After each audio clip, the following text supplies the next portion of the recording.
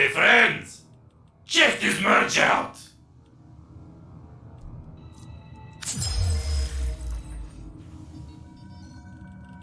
Operator, you have returned. I am Ordis, Ship Cephalon, a shadow of my former self. I cannot serve the operator in such a condition. Order me to self-destruct. I will understand. The Grineer are ravenous for this old technology. It is superior to theirs. Perhaps there are systems left in the orbiter compartment? Look at this mess. Those savages. Components have been removed. The lower orbiter compartments have no life support. Why did the operator abandon me? Arsenal management could be restored if the operator wishes it.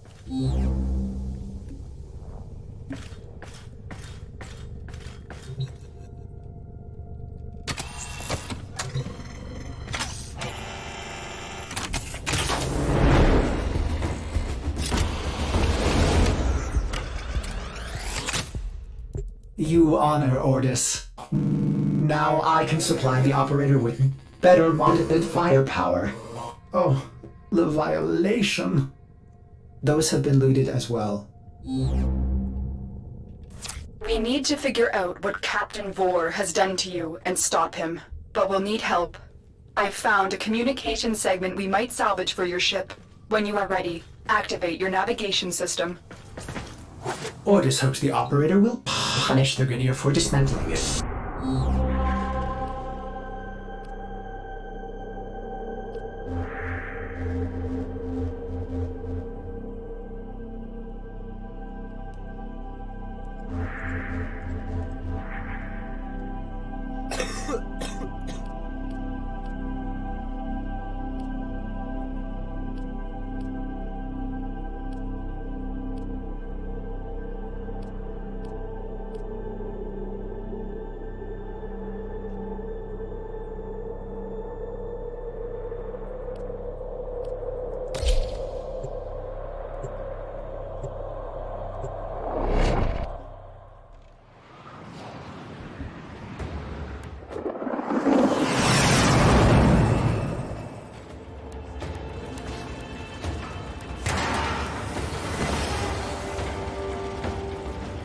The segment you need is in a nearby data vault. Infiltrate the vault and retrieve the segment.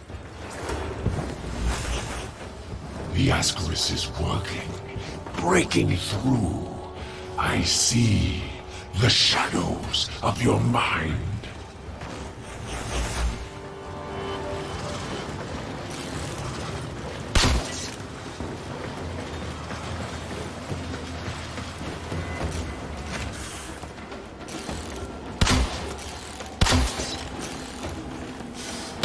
This data vault is equipped with a variety of security measures. How you defeat those measures is up to you.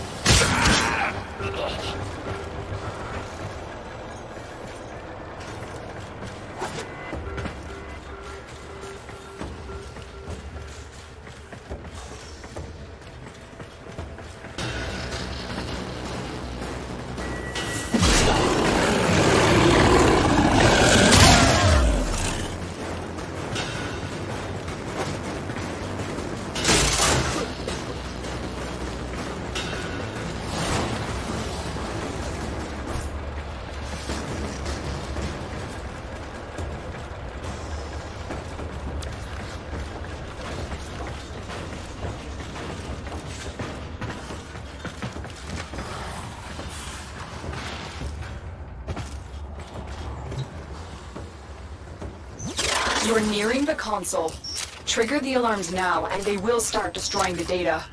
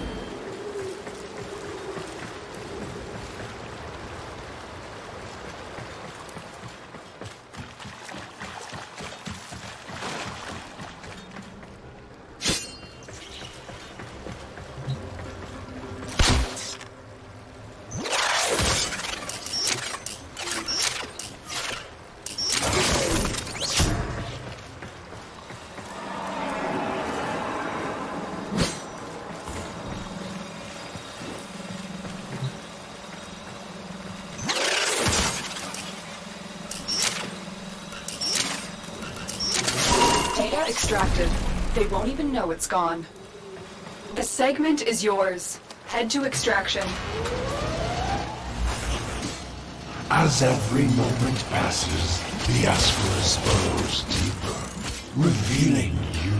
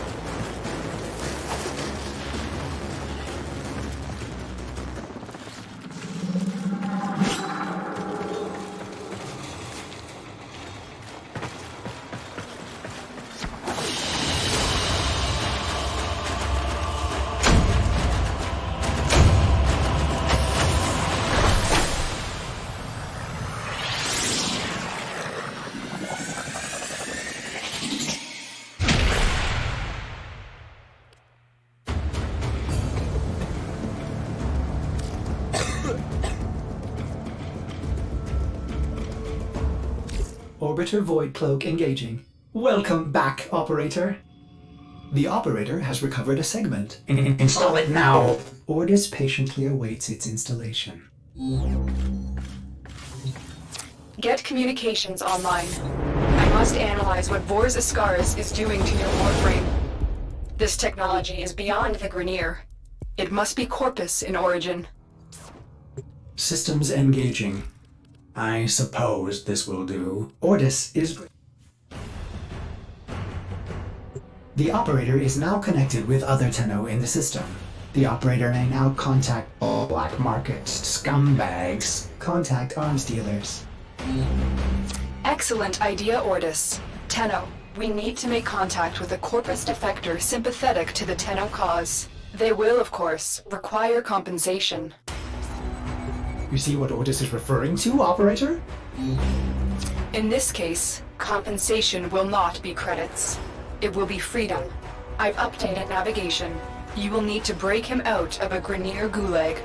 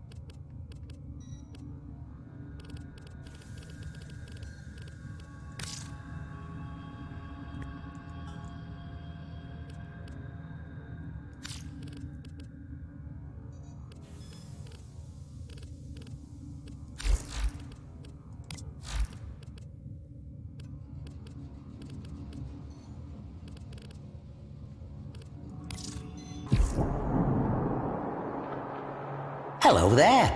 So, first time then. Drusus Leverian. Welcome to my humble cabinet of curiosities. Drop any donations in the little box. Now, the Leverian is a bit... A sliver of pale sun found them close to a stately tower in the dusty heart of Martialis metropolis.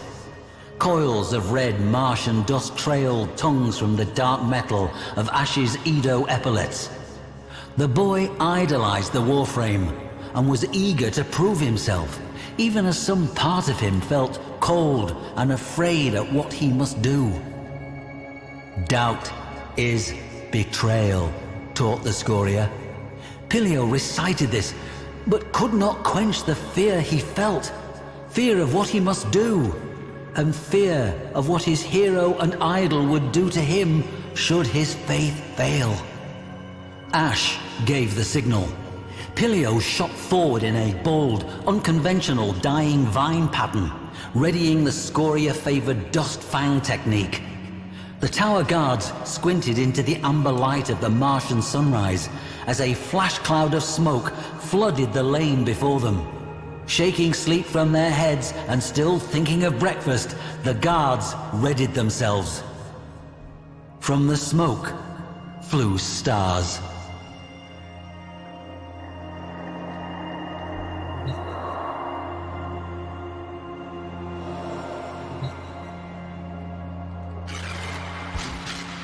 Staring into the lifeless eyes of the guardsman at his feet. Staring into the lifeless eyes of the guardsman at his feet, bile rose in Pilio's throat. The boy berated himself this weakness, this disgust. Touching the symbol of his order, the smoke gem between his eyes, he muttered a prayer for strength. Stepping over the carpet of bodies, Ash crept into the courtyard, knowing full well the 50-strong house guard would show itself in force. With a sudden clatter, reinforcements lined the courtyard walls, balconies. The Scoria had a saying, "You are immortal. One mistake makes that otherwise." Ash had never made a mistake. Here were 50. With one swift movement, the Warframe swatted the boy into cover, unslung his Corster bow, and sprang into a flawless grey chrysanthemum combat solution. Shame reddened Pilio's face as the courtyard lit noon bright with the glare of 100 muzzle flashes. His blade dry in his hand.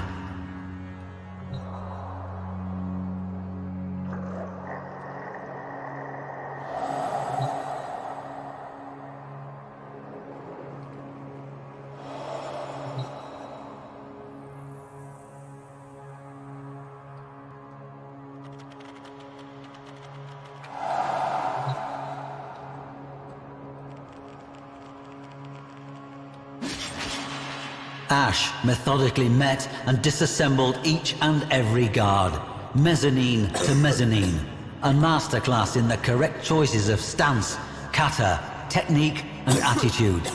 Bodies rained into the courtyard. Wincing, the boy looked away. Within minutes, 50 corpses lay at their feet. When Pilio felt Ash's shadow fall across him, he forced himself to look, trembling. Ash's inscrutable gaze pinned him.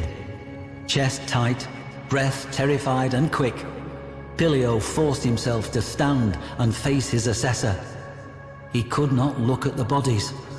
Truthfully, he expected to die where he stood. If the Warframe approved or disapproved, he gave no sign. Rather, Ash opened an arm, showing the way toward Pilio's final trial.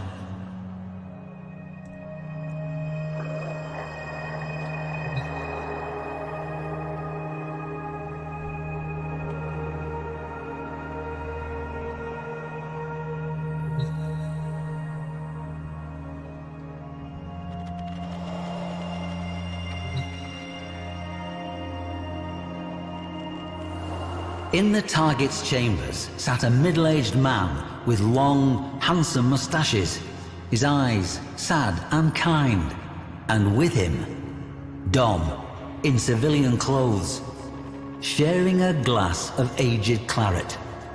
Pain cracked through Pilio's brain, the smoke gem between his eyes flashing hot. Sudden images of sunlight, vineyards, a woman's face. The gem burned as it pushed these images away. A young man with grand moustaches smiling and saying, "Of all the sons I could have had, I'm glad it was you two." Pain. Dom leapt to his feet, urging his brother to hear what the target had to say. But Pilio saw only the scabbed-over divot between Dom's eyes where a black jewel had once rested. Dom had turned his back on their order.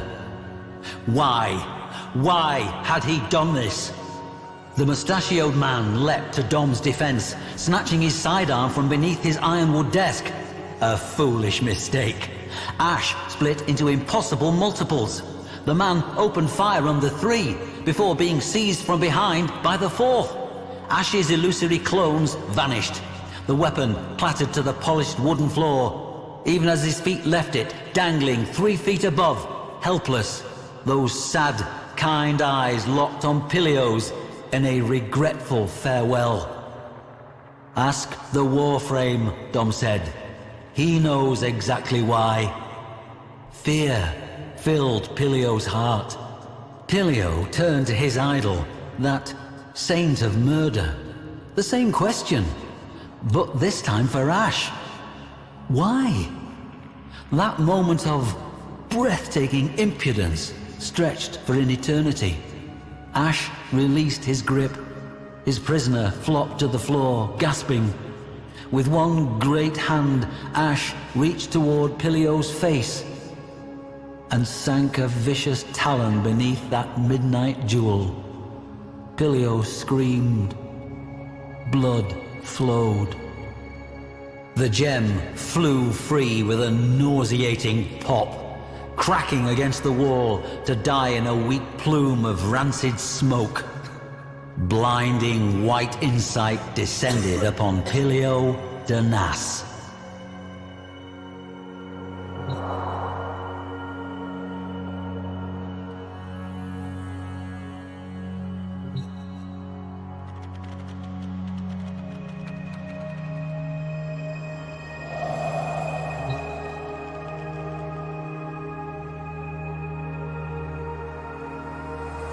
Pilio was Pilio Danas.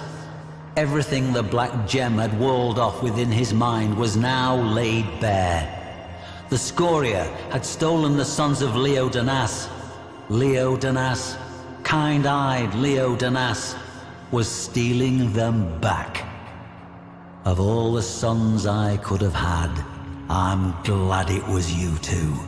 Father and son beheld each other truly for the first time in almost 20 years.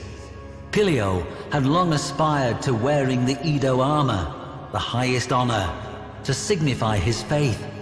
But now he saw only the bare ribs of Ash's Cremata Sayandana, signifier of death, and knew with certainty that was the sole credo of the faith he had followed. The boy, who until that moment had thought himself a lifelong killer, was now torn between the nocturnal life he thought he knew and the sunlit life he'd been stolen from. Torn between doctrine and family. And, blade in hand, torn between saving himself by killing his brother or dying alongside him at the hand of his idol. Ash waited, patient as the death he signified, in a room in a moment that felt suspended in eternity, waiting for Pilio's decision. The blade fell from Pilio's hand. Dom reached out and gently took that hand. Ash did not move. Leo Danas swept his boys up and out of that room, and, as a family, they fled the tower, the city, and Mars forever. Ash did not move.